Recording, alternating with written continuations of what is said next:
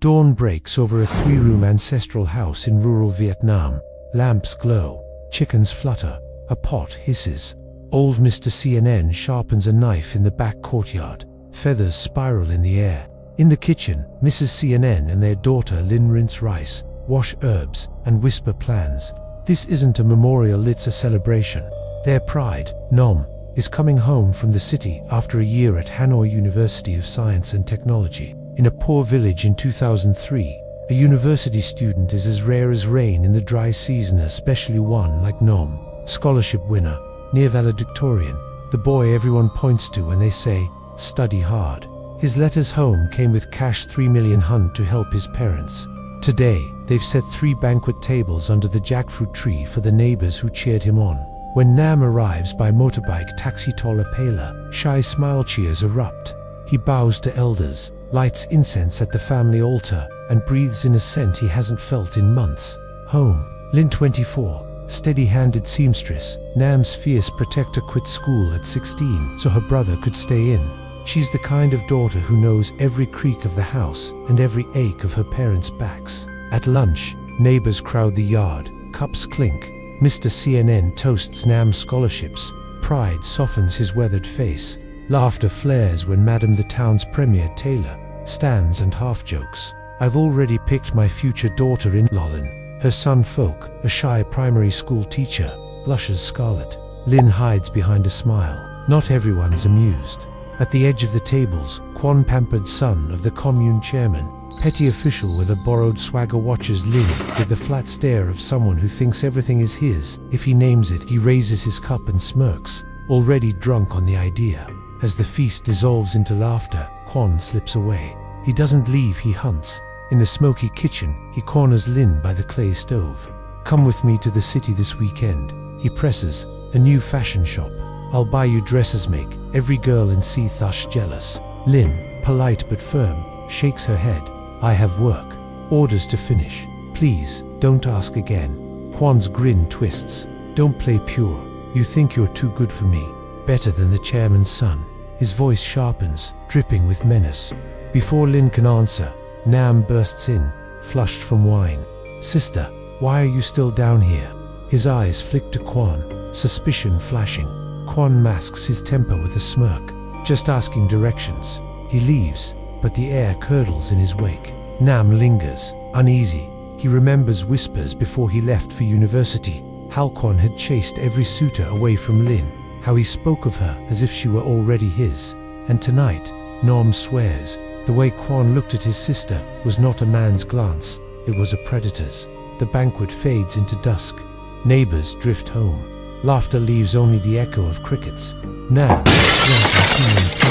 collapses into bed with the taste of ginger tea and his sister's quiet care still on his lips. Morning breaks, heavy. Nam wakes with a headache but no sign of Lynn. By noon, worry spreads. She should have been back from the tailor's shop hours ago. By evening, fear grips the household. Mr. CNN gathers neighbors with lanterns, scouring alleys and paths. At last, by the riverbank beneath a ghost-white kapok tree, they find her bicycle, standing alone. 100 paces farther, a shape drifts in the water. It is Lynn. Her hair veils her face, her dress clings dark and heavy. When her father drags her ashore, her lips are blue, her eyes unclosed, her body cold as stone. The officials say accident, a slip, a drowning. But as the coffin is sealed and prayers are chanted, Nom feels the earth tilt. He hears her laughter from the night before. He remembers Quan's smirk in the kitchen, and in his bones he knows this was no accident. The wake lasts through the night. Candles flicker against Lynn's pale photograph, her smile frozen in happier years. Neighbors file in, weeping, lighting incense. Mr. and Mrs. CNN collapse beneath the weight of grief. Nom kneels by the coffin, whispering, "Sister, I just came home. Why did you leave so soon?" But grief isn't the only presence. Strange things stir. Drops of river water appear on the floor, though no one has spilled. In dreams, Nam sees Lynn sometimes smiling, sometimes with eyes rolled white, lips dark with silt, whispering, "Nam, help me." Madam arrives, red-eyed, her son Folk silent by her side. She weeps not only as a mentor, but as someone who once hoped Lynn would be her daughter-in-law. Her words falter. This was no accident. Spirits know. Even the village shaman, Master mutters warnings. Some deaths carry too much silence, too much weight to pass into peace. And as night deepens, Nam feels it, the chill, not of mourning, but of injustice. The truth is trapped, like Lin's spirit itself. On the third night, Master gathers the family in the funeral hall. Smoke thickens, candles gutter. He places a white shroud over Fix's head. Lin's would-be suitorand begins to chant. The air tightens. Suddenly, Fuchs sobs in a woman's voice. Lin's voice. It wasn't the river that took me. The words tumble out between gasps. It was Quan. She tells them everything. How he blocked her path, stinking of rice wine, hands rough with entitlement. How she fought back, clawing his chest, tearing a button from his shirt. How he dragged her by the hair to the river's edge. Both slipped, but only he climbed back out. And when she screamed for help, he smirked. If you won't be mine, you'll belong to no one. The room shakes with her rage. Candles snuff. When light returns, Folk collapses, trembling, the button still heavy in Lin's memory. Nam reels, fury boiling in his chest. The officials called it an accident, but his sister's spirit has spoken. She was murdered. Now the family knows, and justice must be found. The ends in chaos. Vic gasping, Mrs. CNN wailing, Mr. CNN clutching his chest. But Nam is already on his feet. We need evidence, he insists. No one will believe his spirit's voice alone. Fox steadies himself, pale but resolute.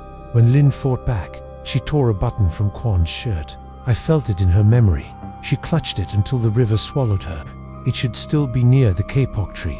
Lanterns blaze against the midnight dark as they rush to the riverbank. The kapok looms like a sentinel. They scour mud, reeds, and stones until Folk suddenly shouts, "Here!" In his trembling hand gleams a button, tarnished, its thread still clotted with a shred of fabric. Nam drops to his knees, tears hot with rage. This is it. This will bury him by dawn. They carry the button and their grief to the district police. Demands are made. Lin's grave is opened, her body examined anew. This time, scratches are found, fibers trapped beneath her nails, evidence that no official can ignore. And so the tide turns. The village whispers swell into fury. The hunter is now the hunted. The second autopsy leaves no room for lies. Beneath Lin's fingernails, investigators find Quan's skin tissue.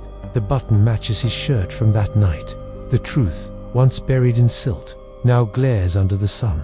Quan is dragged from his father's house in handcuffs, his bravado drowned in the same shame he tried to bury Lin with. His father, the commune chairman, faces charges too, exposed for twisting the first report into accident. Their allies scatter. Neighbors who once feared their power now spit at the mention of their names. When the verdict is read, the CNN family weeps not from victory, but from the heavy relief of Lin's name finally cleared. The village tolls the funeral drums again, this time not in despair but in defiance. Injustice has been burned away. At the reburial, incense curls into the sky. Nam swears to his sister's photograph, "You are free now. I will live the life you wanted for me." And as the last shovelful of earth is laid, a breeze stirs the kapok tree. For a heartbeat, Nam sees Herlin smiling, dry and radiant, watching over him. Then the wind carries her away. The lesson lingers. In this world, or the next, evil never escapes its debt.